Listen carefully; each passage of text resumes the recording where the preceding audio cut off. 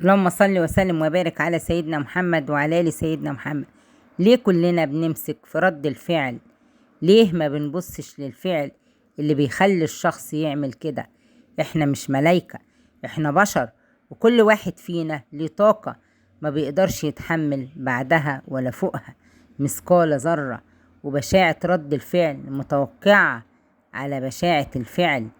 ولما الكلب يطفح الإنسان طبيعي بيتجرد من آدميته، ممكن يعمل اللي تتخيله واللي ما تتخيلوش. ده حتى في قاعدة فيزيائية: لكل فعل رد فعل مساوي له في القوة مضاد له في الاتجاه. يعني قبل ما تحاسبني على رد فعلي مهما كان، حاسب نفسك، لأنك انت اللي وصلت نفسك لرد فعلي. بس هي الناس كده دايما تحكي على المشهد من غير ما تدور على خلفياته وتفاصيله وأسبابه، وبيشوفوا رد الفعل بس ما بيشوفوش الفعل. ولايك وشيل لو بتحب الخير.